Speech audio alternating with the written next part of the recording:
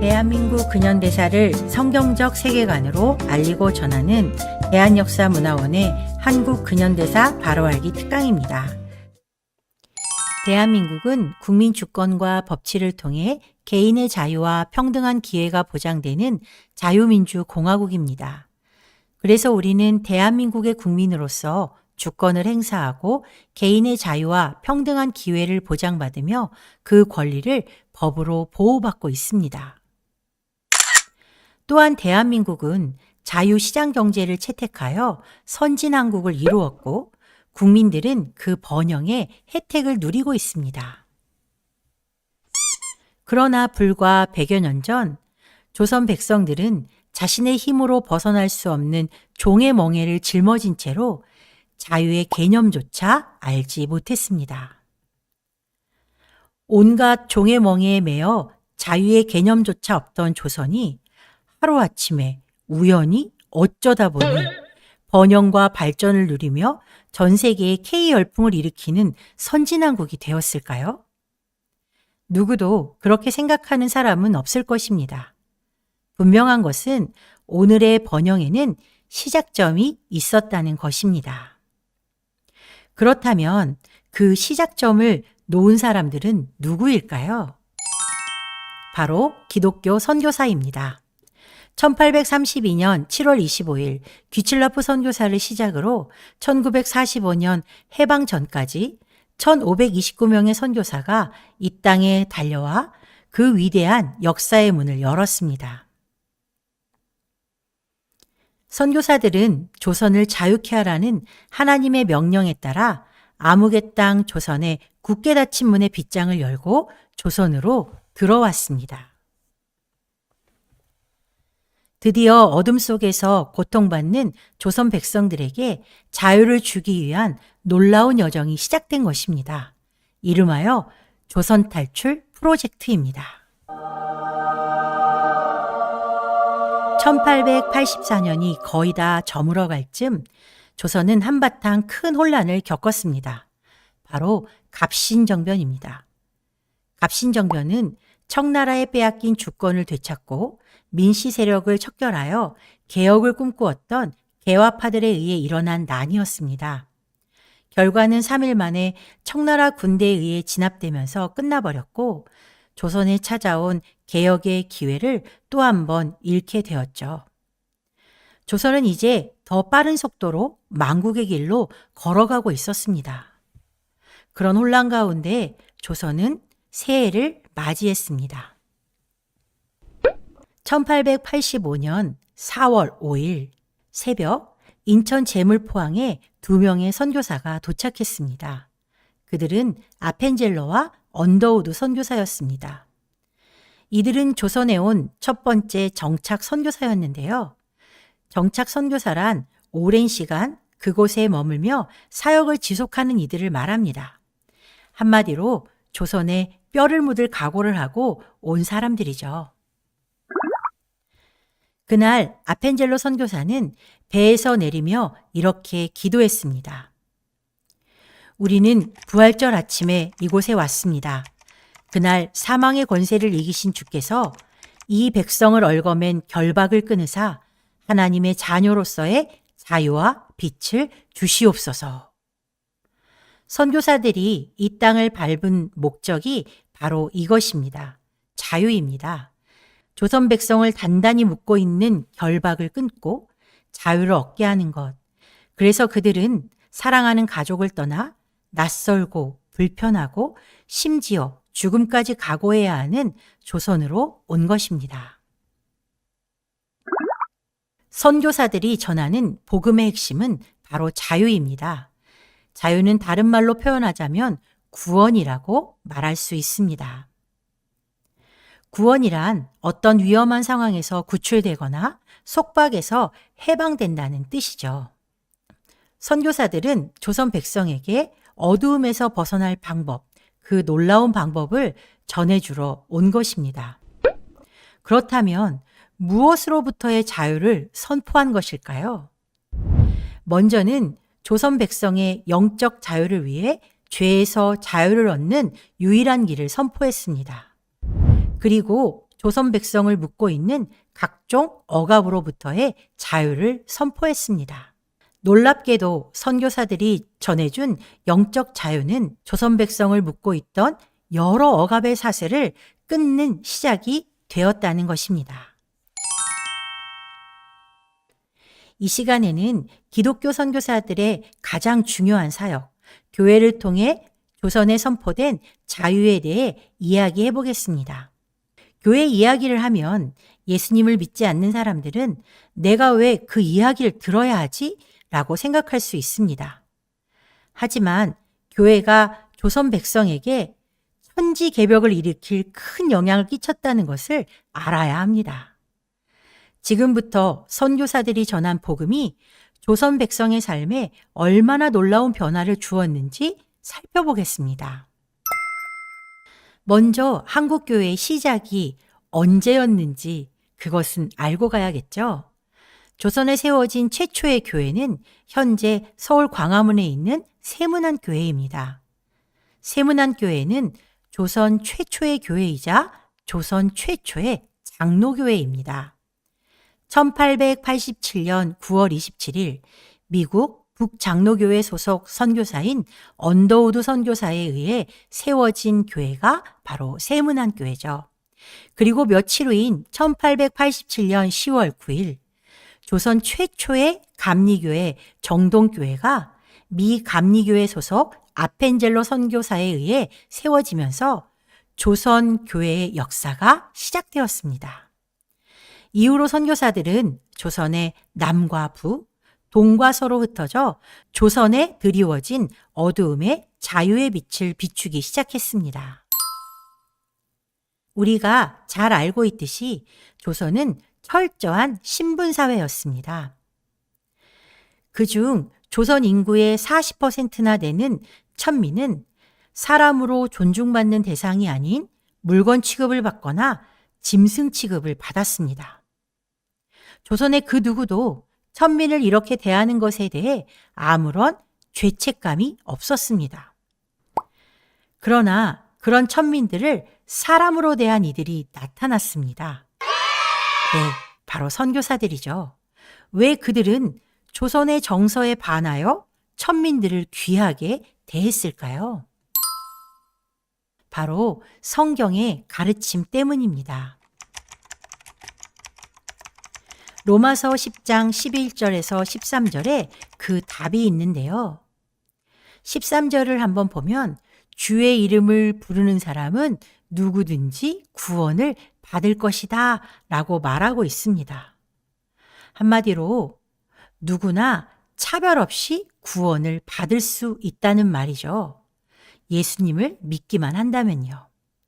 성경이 우리에게 가르쳐 준 것은 구원에는 인종, 신분, 빈부의 차, 남녀의 구별, 그 어떤 것도 없다는 것을 이야기하고 있습니다.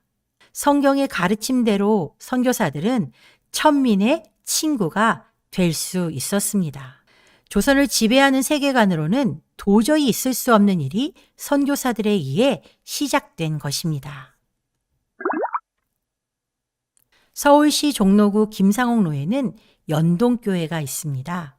이 교회의 공식적인 시작은 일대 담임 목사인 제임스 게일 선교사가 목회를 시작한 1900년입니다. 역사가 어마어마하죠. 그러나 연동교회의 시작은 엄밀히 말해 1894년으로 거슬러 올라가야 합니다. 이 지도는 게일 선교사의 책 한양에 수록된 한양 사대문안 지도인데요. 지도에 표시된 흰 동그라미 부분이 연동교회의 첫 예배 처소였던 연목골입니다. 연목골은 지금의 종로구 연지동이라고 하죠. 이곳은 천민 중 가파치들이 모여 사는 곳이었습니다. 연동교회는 5명의 선교사에 의해 시작되었는데요. 그 5명의 전도자는 사무엘 무어, 밀러, 그레암리, 기포드, 빈튼 선교사였습니다. 1894년부터 1900년 게일 선교사가 연동교회를 담임하기 전까지 이 5명의 선교사는 날마다 연목골을 오가며 전도했고 복음의 씨를 뿌렸고 그 열매가 풍성히 맺히게 된 것입니다.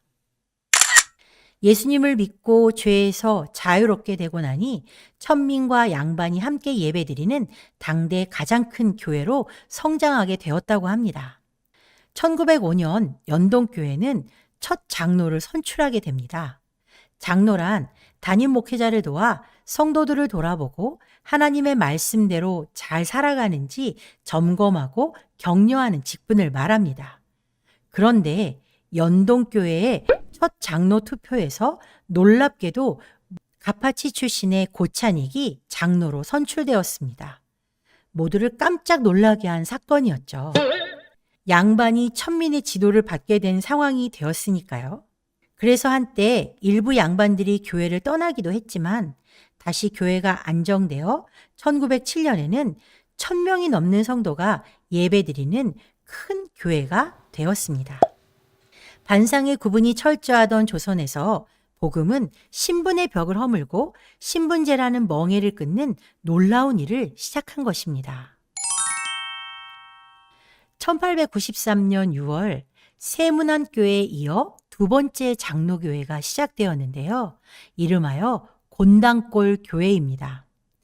현재 서울 종로구 관철동에 위치해 있던 이 교회는 1892년 46세라는 다소 늦은 나이에 조선에 온 사무엘 무어 선교사가 매일 수십 명의 사람을 만나 복음을 전하며 개척한 교회였습니다.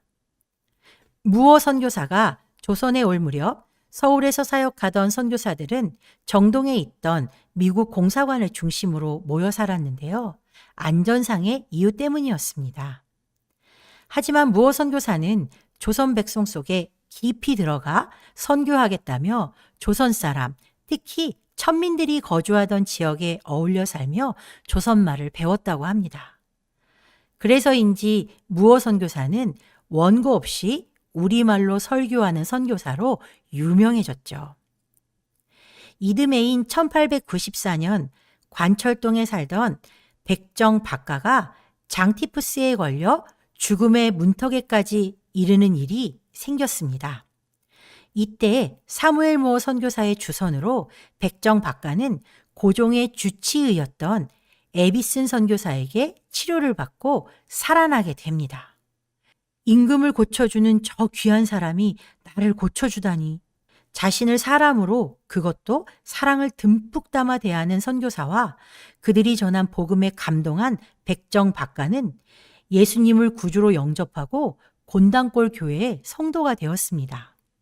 이제 백정 박가는 더 이상 이름 없는 백정 하나가 아닌 박성춘이라는 이름을 얻고 백정들을 전도하기 시작했죠.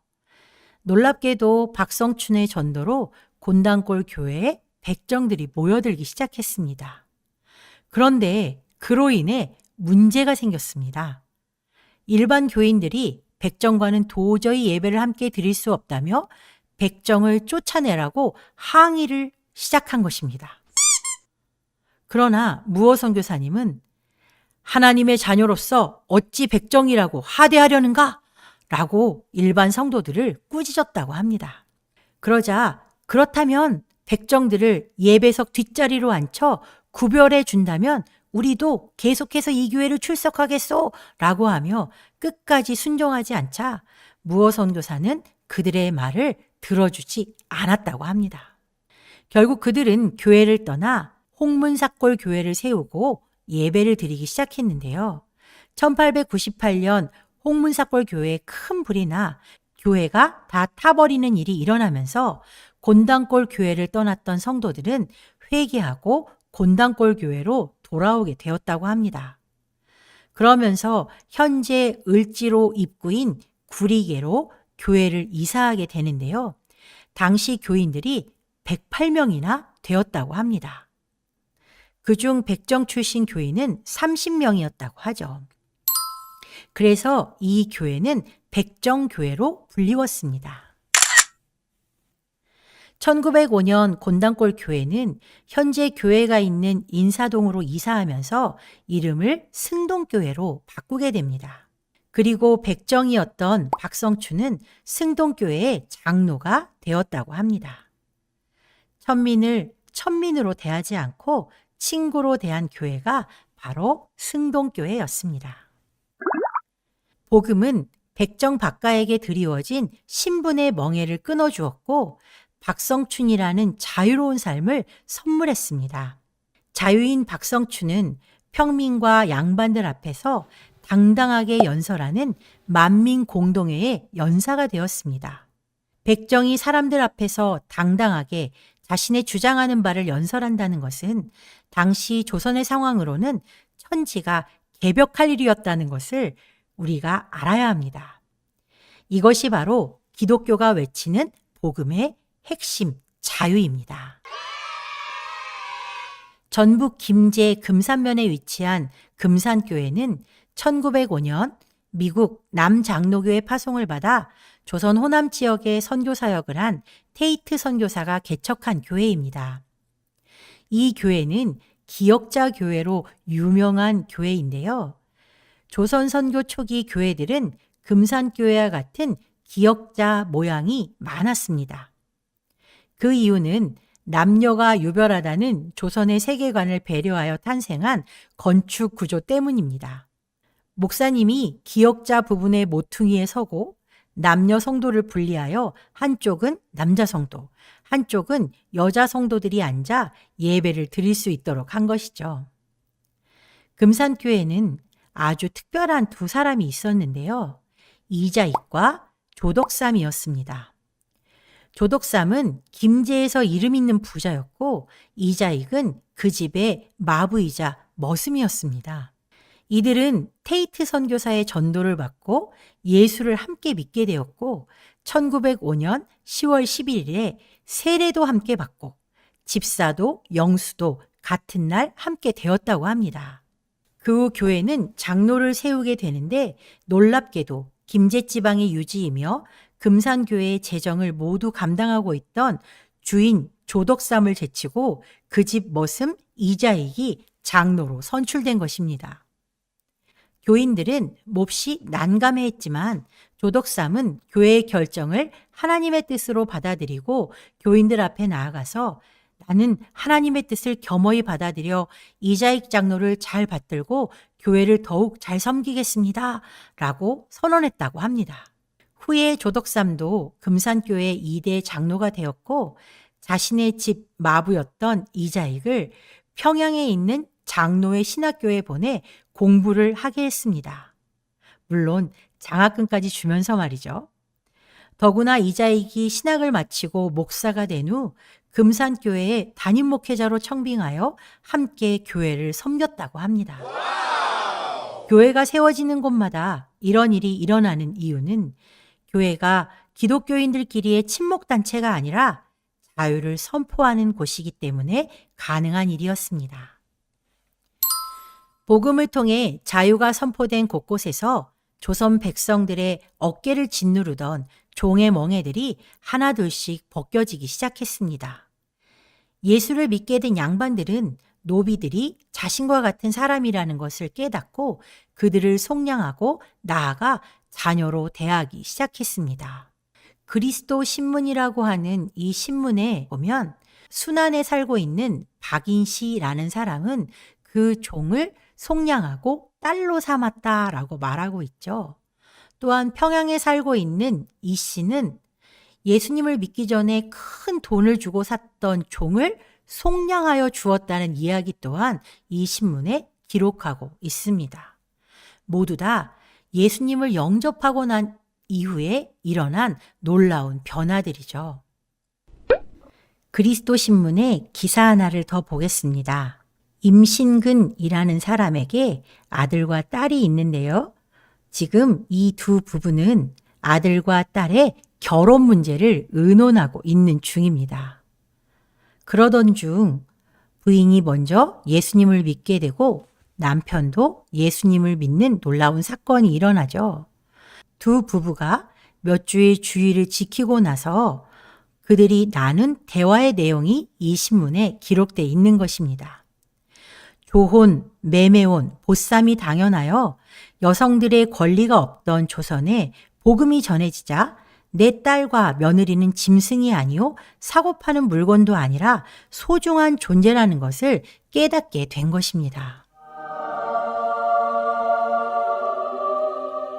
예수님을 믿고 이름도 없던 여인들은 이름을 가지게 되고 복음은 그녀들에게 진정한 자유를 선물해 주었는데요. 김세지라는 부인도 바로 그 중에 하나였습니다. 오랫동안 이름이 없이 살다가 세례를 받고 나서 그녀에게 이름이 생겼고, 그래서 그녀의 고백은 조선 여자의 해방은 우리 그리스도로부터 시작되었다고 말하고 있습니다.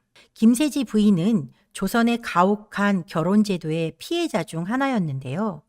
그녀는 어린 나이에 자신보다 나이 어린 남편과 결혼하는 조언의 희생자였습니다.